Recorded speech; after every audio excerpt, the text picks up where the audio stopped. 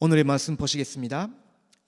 예레미야서 33장 1절에서 9절 말씀 보시겠습니다.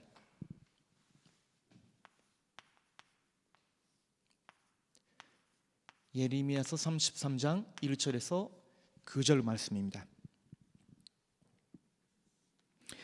같이 보시겠습니다. 시작. 예레미야가 아직 시위대 들에 갇혀 있을 때에 여호와의 말씀이 그에게 두 번째로 임하시니라. 이르시되 이를 행하시는 여호와, 그것을 만들며 선치하시는 여호와, 그의 이름으로 여호와라 하는 이가 이와 같이 이르시도다. 너는 내게 부르짖으라. 내가 내게 응답하겠고 내가 알지 못하는 그거 은밀한 일을 내게 보이리라. 이스라엘의 하나님 여호와께서 말씀하시니라. 무리가 이 성읍의 가옥과 유다 왕궁을 헐러서 가르디아인의 잠호와 칼을 대항하여 싸우려 하였으나 내가 나의 노여움과 분함으로 그들을 죽이고 그들의 시체로 이 성을 채우게 하였나니, 이는 그들의 모든 악행으로 말미암아 나의 얼굴을 가리어 이 성을 돌아보지 아니하였음이라.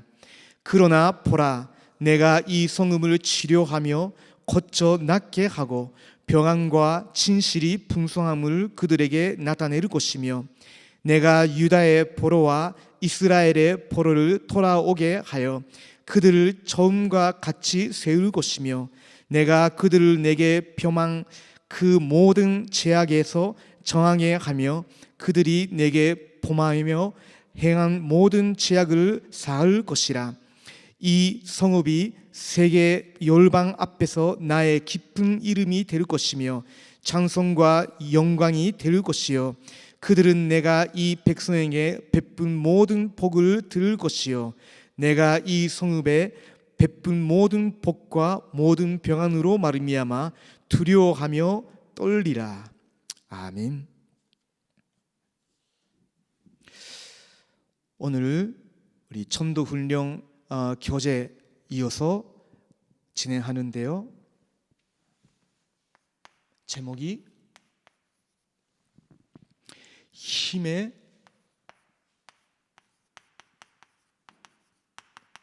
원천이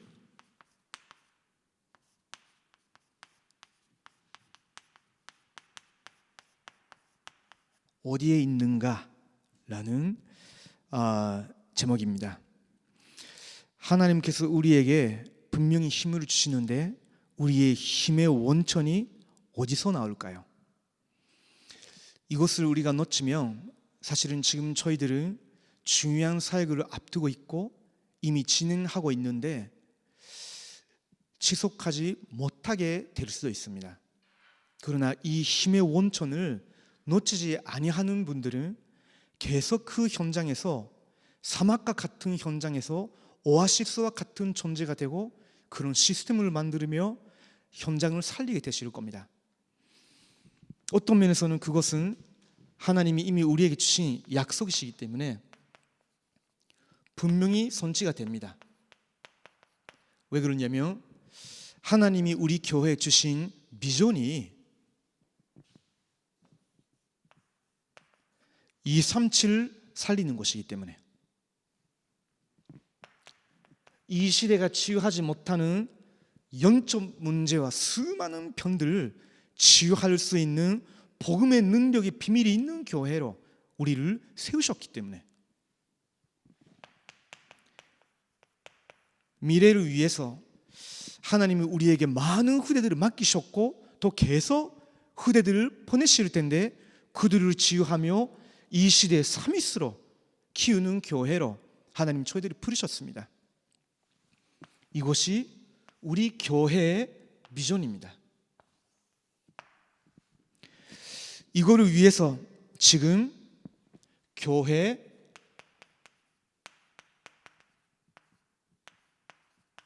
집중 캠프가 진행되고 있습니다. 이 교회 집중 캠프를 통해서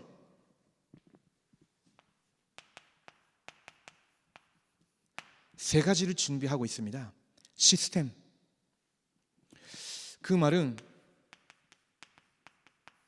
하나님이 예비하신 절대적인 것을 지금 진행되고 있는 이전 캠프 기간에 찾으라고 하나님 우리에게 말씀을 주고 계시는 겁니다. 하나님이 여러분 지역에 절대적인 현장을 예비하셨습니다. 그 현장 살리는 사람, 제자로 하나님이 여러분을 부르셨어요. 그 현장에 하나님이 꼭 여러분 통해서만 세워나가시는 시스템이 있습니다. 이 절대적인 현장 제자 시스템을 세워나가는 캠프가 지금 이미 진행되고 있습니다.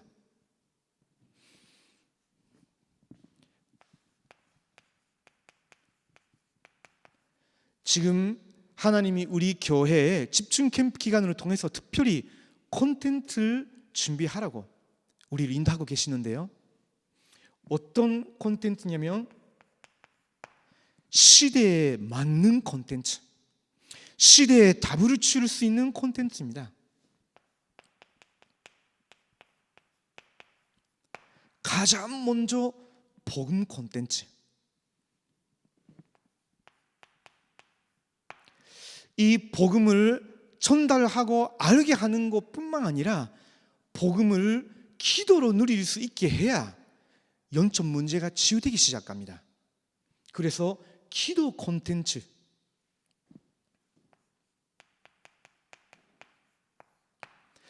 그 누림이 있는 사람이 현장에 있으면 전도 콘텐츠가 됩니다. 이 세 가지를 갖추고 이제 교회 콘텐츠를 준비하는 겁니다. 그리고 이런 시스템과 콘텐츠를 갖고 있는 저희 교회를 세계복음화의 플랫폼으로 하나님이 만드실 겁니다. 이미 그렇게 돼 있지만 우리는 이제부터는 실제 현장의 이런 시스템, 우리 교회와 모든 선도님들 그리고 모든 사역자분들에게 이런 콘텐츠가 개인적으로 완전히 갖추어지는 걸 원하십니다. 그러면 이제부터는 237 치유 3.2시대를 모든 대상자들을 오게 하십니다. 그래서 우리는 거기에 24 할 수 있는 플랫폼, 이걸 하나님은 우리에게 지금 원하시는 겁니다. 특별히 하반기 집중 캠프 때 모든 교구, 모든 기관, 모든 렘넌트, 모든 선도님들에게 이 세 가지 응답이 주어지실 겁니다. 그렇다면 우리 교회가 그리고 우리 개인이 꼭 회복해야 되는 것이 있습니다.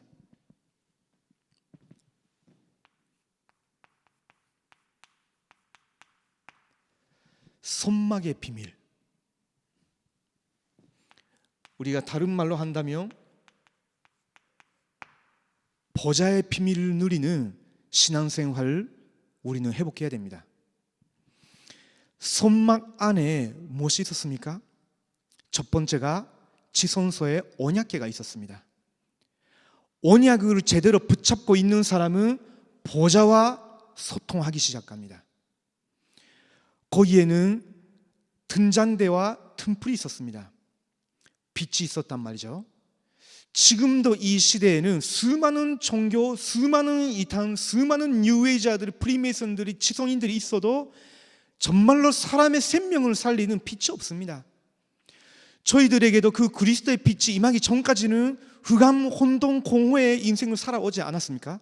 그래서 하나님이 우리 교회가 이 그리스도의 생명의 빛에 집중하기를 원하십니다. 그리고 이 빛이 5,000명 선도님들이 가는 모든 현장에 비치도록. 선막에는 무엇이 있었습니까? 떡을 12지파를 위해서 준비했었습니다. 떡상이 있었죠. 그 말은 우리에게는 생명의 양식이 필요하다는 겁니다. 여러분이 있는 현장에 이 살아있는 하나님의 말, 생명의 양식이 모든 5,000명 선도들이 있는 현장에 전달이 되어지기를 하나님이 간절히 원하십니다. 그리고 거기에는 하나님의 살아있는 말씀 붙잡고 보좌를 바라볼 때에 현당에서 향해 올라가듯이 하나님 보좌 앞에 우리의 기도가 전달이 되어질 때 하나님께서 번개처럼 하나님이 정확한 시간표에 역사하십니다. 하나님의 말씀을 이루어 나가는 능력이 있는 주의 전사들, 하나님의 뜻을 이루어 나가는 정군 천사를 여러분이 있는 현장에 보내시는 겁니다. 그래서 예배가 굉장히 중요합니다.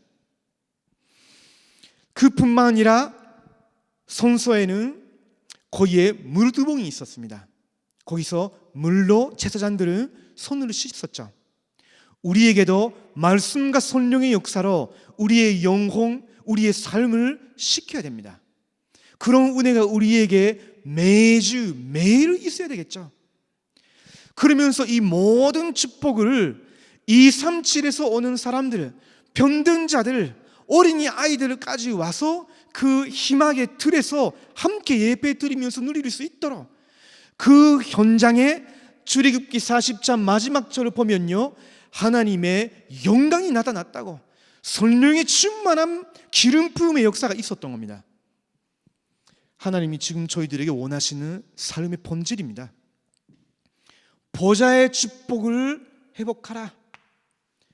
그것이 저희들에게 행하신 하나님의 간절한 말씀이라고 저는 생각합니다. 이 축복을 어디서 받느냐? 이 새 선전에서, 여러분이 계시는 그 현장에서, 여러분이 교회, 그리스도의 몸된 교회로서 모일 때 있는 현장에서 예배 드릴 때입니다. 예배의 축복. 지금까지 초대교회부터 시작해서 교회사 안에서 전도 운동에 올바르게 수임받은 분들의 특징이 보면요, 전도, 구령에 대한 득콩 열정이 있었다.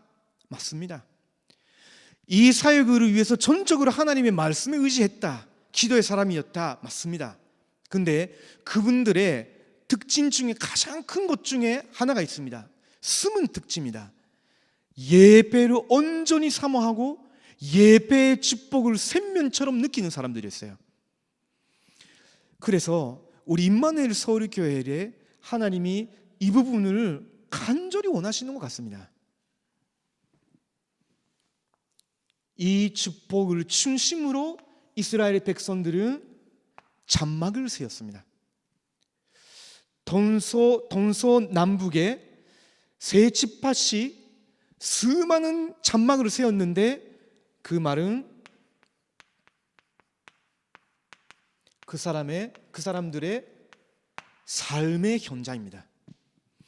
이 보좌의 능력, 그것을 예배를 통해서 누리고 이 능력과 축복을 그대로 여러분의 현장에, 지난주 간담 말씀처럼 그 축복이 한 명을 통해서 모든 현장에, 이 보좌의 은혜, 그리스도의 은혜가 여러분 통해서 모든 가문과 현장에, 그 평안함이 모든 현장에 증거되어지도록 저는 교회의 비전을 이루어 나가기 위해서 이제 집중 캠프에 본격적으로 들어가기 위해 모든 성도님들이 이 축복을 회복하시기를 하나님이 간절히 원하신다고 저는 믿습니다.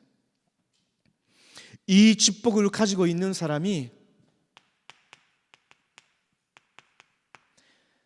영적 서밋으로 계속 누린다면 그 사람은 반드시 미션을 찾으실 겁니다.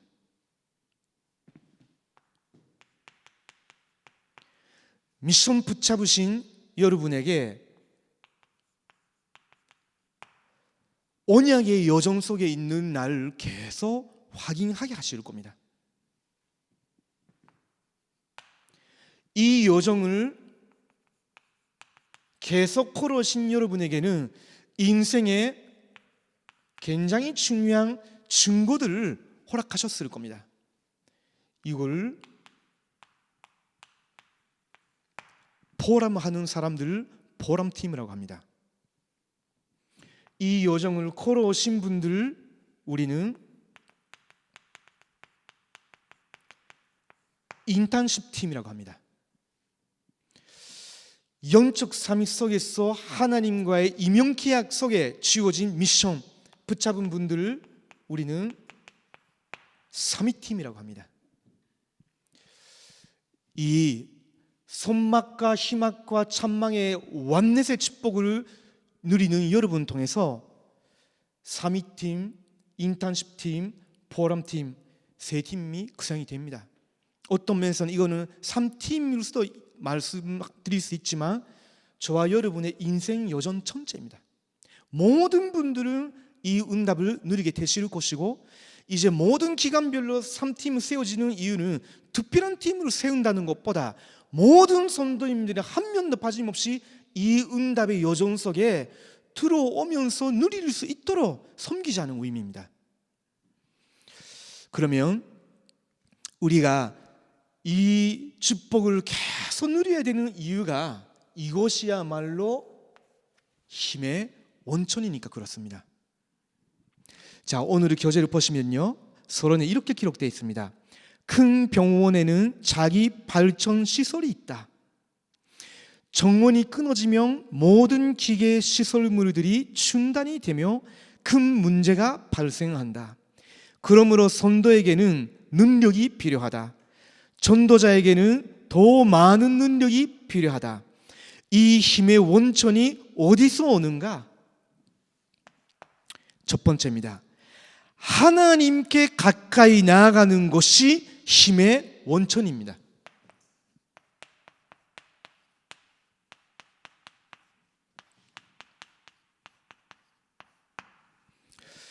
꼭 회복하시기 바랍니다.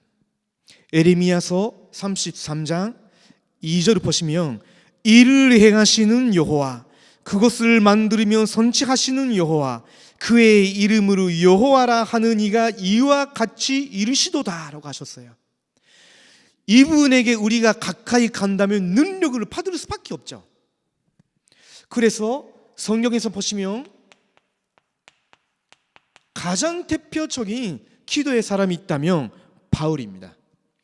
사실은 바울이 필리포스를 썼을 때 감옥에 있었습니다. 필리포스 1장 보면 그 감옥에 있음에도 불구하고 사실은 본인은 감사한다고 했습니다. 자기가 이 감옥에 있으면서 어떤 형제들은 더 현장에서 복음을 전하려고 한다. 반대쪽에 있는 지금까지 자기한테 질투하면서 경쟁심으로 전도하고 있었던 사람들도 내가 갖춰 있다는 것 때문에 더 열심히 어떤 면에서 자기 세력을 확장시키기 위해서 전도하고 있었죠. 근데 바울한테는 그거는 상관없다고 했습니다. 그리스도의 이름이 높아진다면 그것이 나의 평생의 소원이라고 했습니다. 살아있든 죽든 간에 그리스도께서 높아진다면 그것이 나의 소원이다라고 했습니다. 필리포서 2장을 보면 우리에게 지금 고난이 있지만 그리스도께서 우리를 위해서 사람의 모습으로 이 땅에 오시면서 모든 자아를 버리시고 모든 고통을 받아주신 것이 아니겠냐? 그러면 우리가 지금 받고 있는 고통이란 것이 고통도 아니다. 오히려 이거를 통해서 하나님께서 영감 받으시기를 원하시는 것이다. 필리포서 3장 보면 그 전까지는 나도 육신적으로 율법을 잘 지키고 자기 지방에 대해서도 자랑거리로 생각했었지만 그리스도를 아는 지식의 고상함으로 이제 그 모든 것을 폐설물로 여긴다. 그 말은 참된 제거의 가치 있는 것을 발견했기 때문에 고백할 수가 있었던 거죠. 그래서 내게 능력 주시는 자 안에서 내게 부족함이 없으리로다. 내가 모든 것을 할 수 있노라 라고 했어요. 그 비밀은 기도 속에서 나온 겁니다. 바울은 힘의 원천 되시는 분과 굉장히 가까이 시간을 가졌습니다.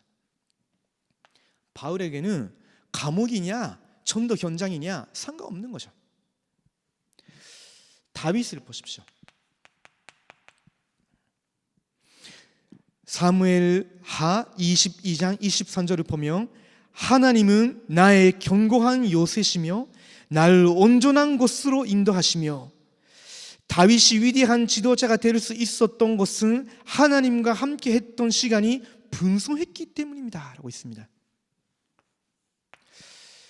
다윗이 해보지 못한 경험이 있습니다. 여러분도 아시다시피 다윗은 큰 실수도 범했습니다.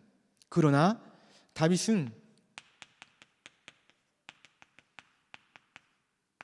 불신앙은 안 해봤습니다. 그것이 다윗의 비밀입니다. 하나님이 다윗을 어떤 실수를 범해도 버리지 아니하시고 오히려 하나님께서 더욱더 축복하시고 능력으로 역사하신 이유가 불신앙을 안 하는 사람이었어요. 그리고 다윗은 지금까지 받은 모든 경험이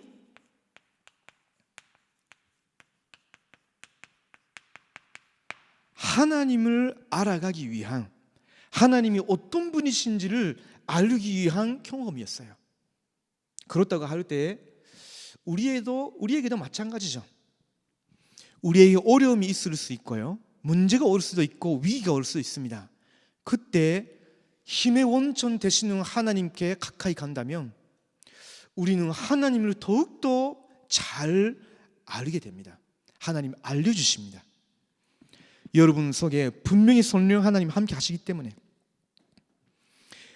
사탄은 우리가 하나님을 아는 일에 맹공력을 부을 것이다. 그것은 샘면줄이기 때문입니다.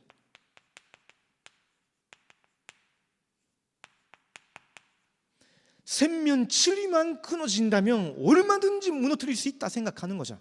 그래서 여러분이 전도하는 것도 방해하지만 사탄이 더 싫어하는 것은 전도자로서 큰 힘을 계속 얻어가는 겁니다. 그래서 전도 활동은 하는데 기도는 못한다 라는 경험 여러분도 해보셨을 겁니다. 저도 그럴 때가 있었습니다. 굉장히 갈급해졌어요. 굉장히 힘들어졌어요.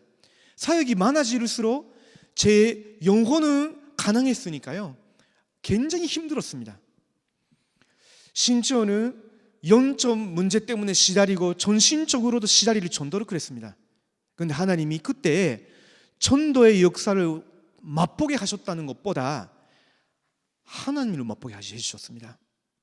복음이 뭔지에 대한 본질적인 부분을 다시 한번 회복시켜 주셨어요. 하나님의 은혜죠. 아마 여러분도 똑같이 지금까지 하나님이 인도해 주셨을 겁니다.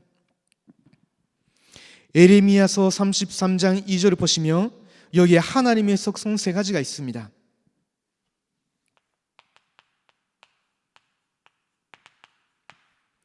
보시면 뭐라고 써 있습니까? 일을 행하시는 여호와라고 있습니다. 그것을 만들며 선치하시는 여호와. 지금 저희들의 상황, 코로나 사태, 또 개인적으로 여러분 주변에서 일어나고 있는 여러 현실 문제, 그 모든 것을 만들며 선치해 나가시는 여호와. 그 이름이 여호와라 하는 이가 이같이 이르라라고 하셨습니다. 여호와란 말은 스스로 있는 자라는 의미지만 신학적으로 말한다면 언약의 하나님이라는 뜻입니다. 아브라함의 하나님이, 이삭의 하나님이, 야곱의 하나님이 모세에 나타나셨을 때 언약을 이루기 위해서 나타나신 겁니다. 영원히 스스로 존재하시는 유일한 분이 창조주 하나님이시기 때문에. 다섯 번째입니다. 하나님과의 개인 교제에 많은 시간을 투자해야 합니다. 이거는 율법적인 말이 아니라 사역자로서의 필수고 원리입니다. 예수님께서 성육신 하셨을 때 인간의 몸으로 입고 이 땅에 오셨기 때문에 예수님도 기도하셨어요. 기도하시면서 새벽마다 큰 힘을 얻으시고 귀신 들린 자를 치유하고 병든 자를 치유하고 낮에는 또 회당에 들어가서 가르치고 우리보다 훨씬 수많은 사역을 하시면서 저녁에는 또 외로운 곳에 산으로 가셔서 홀로 기도하는 모습들을 제자들을 봤습니다. 여섯 번째, 에스겔서 22장 30절을 보시면 무너질 때를 막아서서 멸하지 못하게 할 자를 찾다가 찾지 못한 걸로 라고 있습니다. 누군가가 여러분의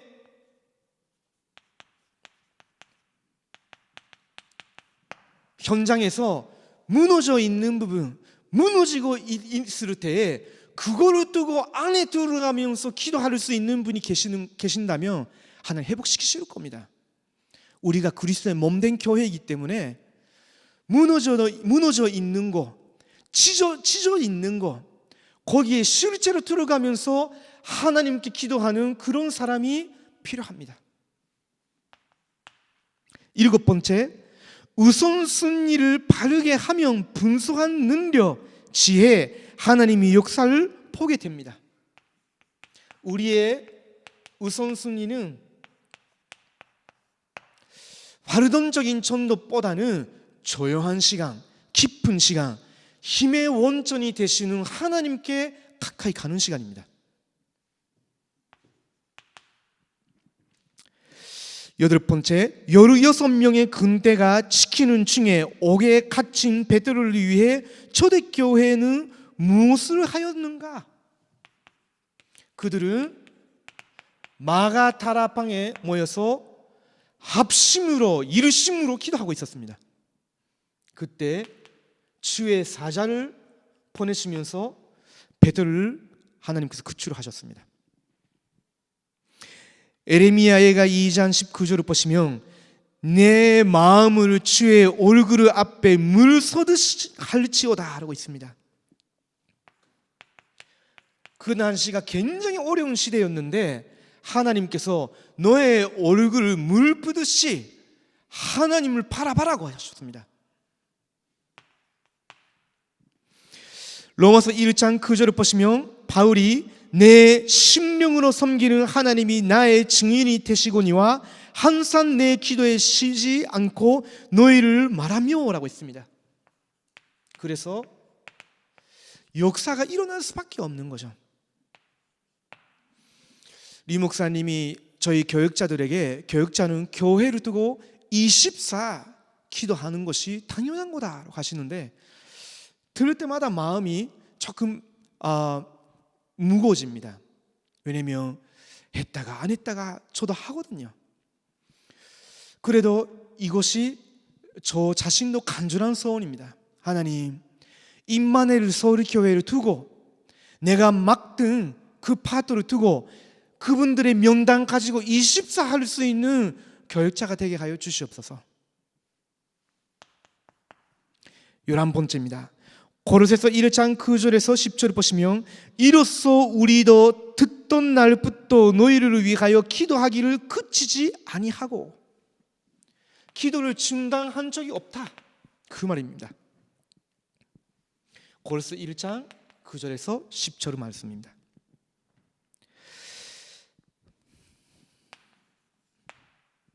12번째, 시편 23편 1절을 보시면 다윗의 24의 모습입니다.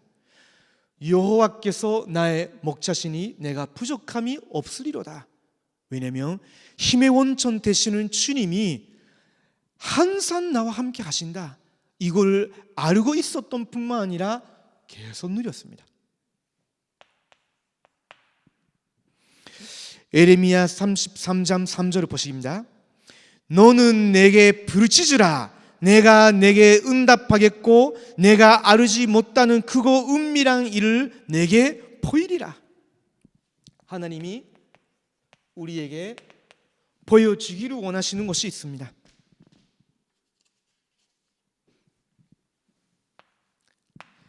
두 번째입니다. 우리가 힘의 원천 되시는 하나님께 가까이 가는데 그 방법은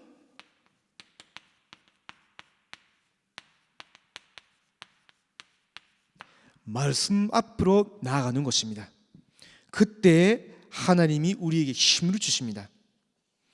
예레미야 33장 1절을 보시면 예레미야가 아직 시위대의 틀에 갇혀 있을 때에 여호와의 말씀이 그에게 두 번째로 임하니라 이르시되 라고 있습니다. 하나님께서 예레미야에게 첫 번째가 아니라 두 번째 시위대 감옥에 있었을 때 힘을 주신 겁니다. 디모데후서 3장 16절에서 17절을 보면 바울이 이제 유언처럼 남긴 디모데후서를 통해서 디모데한테 썼습니다. 너는 하나님의 말씀으로 하나님의 일을 위해서 온전한 자가 되게끔 말씀에 가까이 있으라. 히브리서 4장 12절에서 13절의 말씀입니다. 하나님의 말씀은 살았고 운동력이 있고 그 말씀으로 영혼, 생각, 마음, 육신 모든 것을 치유할 수 있습니다. 우리가 말씀 앞에 나아갈 때 우리에게 있는 불신앙과 악한 동기들을 다 드러나면서 회개가 나오게 되고 치유받게 되어 있습니다. 말씀 속에 모든 정답이 있습니다. 이사야서 40장 8절 우리가 스마트폰을 만질 때마다 세상 정보가 자꾸 들어오는데 우리는 그런 사라지는 세상 것이 아니라 영원히 서는 여호와의 말씀으로 우리의 영혼을 가득 채워야 됩니다. 마태복음 5장 17절에서 18절 예수님께서 이 율법의 말씀을 폐기하기 위해서가 아니라 다 손치시키기 위해서 오셨어요. 그래서 우리는 메시지도 듣지만요 성경 말씀을 복음과 전도의 관점으로 이루고 나가는 말씀 앞으로 나아가는 시간도 필요합니다.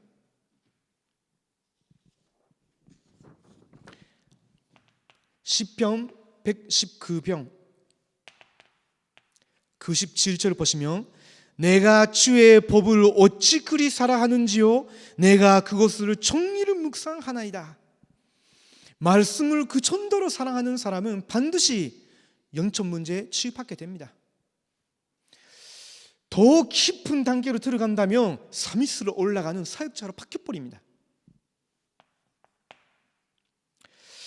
척기는 산때의 성경 공부는 변화를 기대할 수 없다.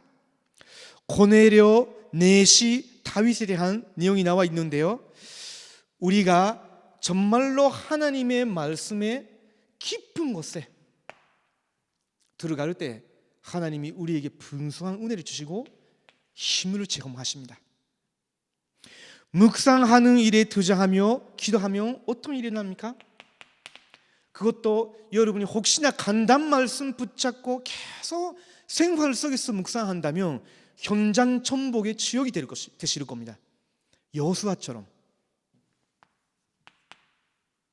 시편 119편 25절 주의 말씀대로 나를 소송케 하소서.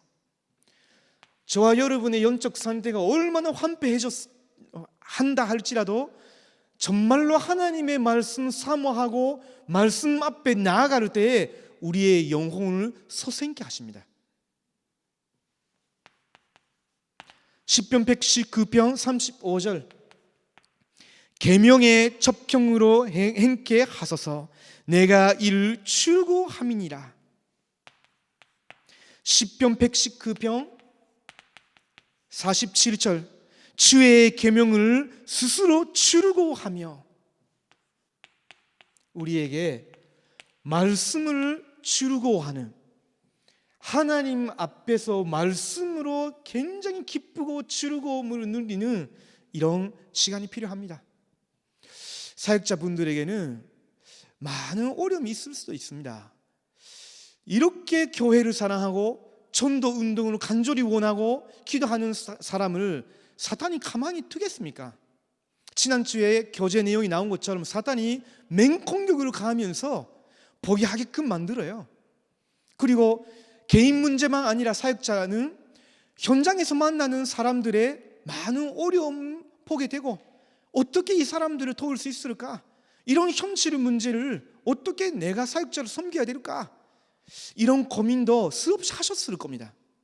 그래서 말씀으로 계속 힘의 원천에서 그 힘을 누리셔야 됩니다. 이 시간이 매일 있어야 됩니다. 하나님께 가까이 나가며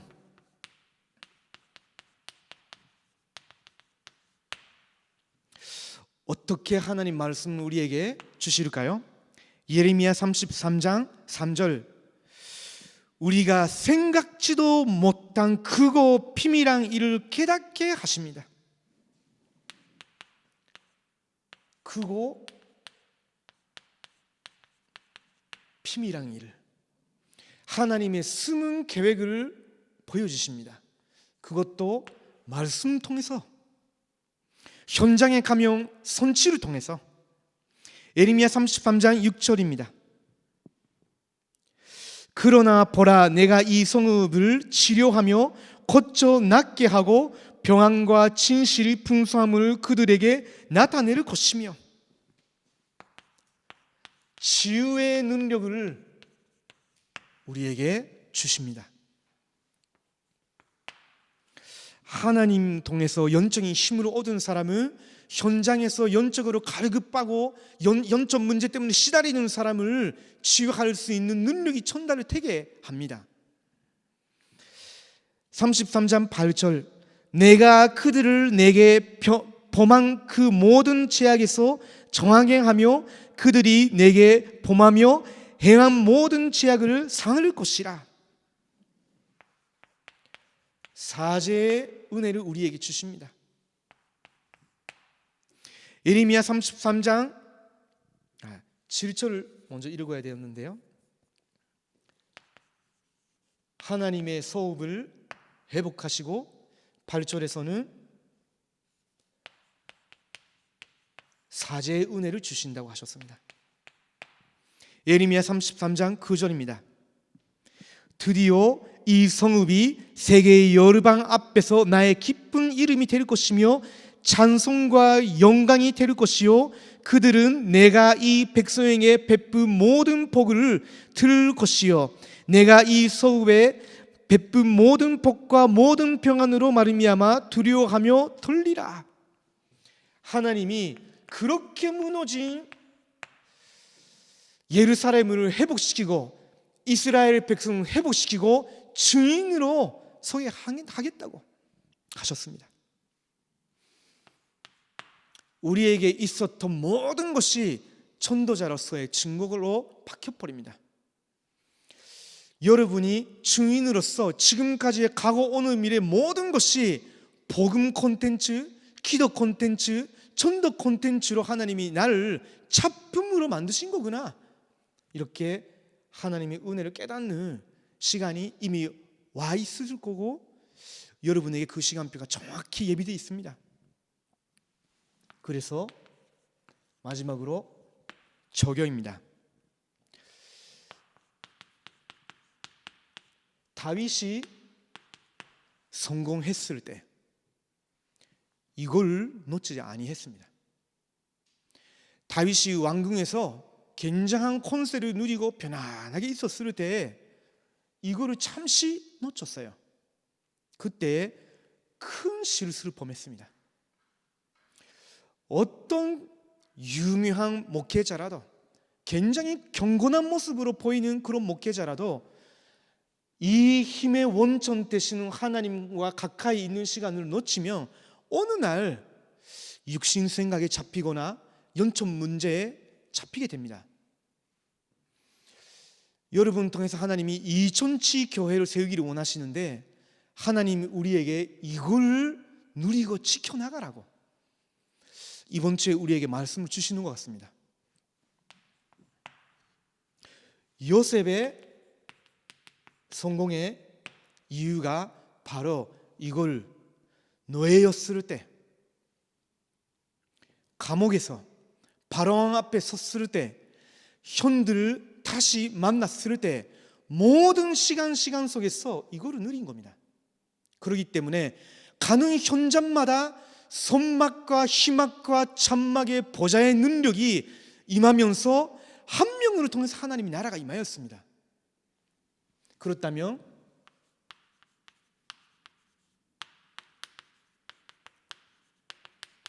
여러분 한 명으로 충분합니다. 지금 우리 임마누엘 서울교회에 교적수로 따진다면 한 5,000명의 성도님들이 계십니다. 5,000명의 성도님들이 이 축복을 누리면 한 명으로 5,000 지역과 5,000 현장 살리게 됩니다. 이렇게 전도학교 메시지를 붙잡고 현장 속에서 전시기도를 회복하기 시작하는 분, 24석에 들어간다면요, 그분 통해서 2,000지 교회가 열릴 겁니다. 왜냐하면 보좌의 능력이 2,000 현장에 전달이 되어지니까. 그런 힘의 원천을 가진 기도의 사람이 곳곳에서 일어나기로 예수님의 이름으로 축복합니다. 기도하시겠습니다. 하나님 감사합니다. 하나님께서 바로 우리의 힘의 원천이 되시는데, 우리가 사역을 바쁘게 하다가 세상 생활을 하다가 많은 것을 배우는 중에 힘의 원천 되시는 하나님께 가까이 가는 그 기도의 비밀을, 예배의 비밀을 놓쳤다면 하나님, 오늘부터 새롭게 회복되게 하여 주시옵소서. 오늘 드린 예배 속에서 하나님께서 보좌를 통해서 류 목사님 통해서 전달해 주신 간단 말씀 붙잡고 보좌를 바라보는 그 힘의 원천을 다시 한번 찾아내게 하옵소서. 누리게 하옵소서. 능력으로 충만케 하여 주시옵소서. 이 능력이 이전 지역에 전달이 되게 하여 주시옵소서. 살아계신 예수 그리스도의 이름으로 기도드립니다. 아멘.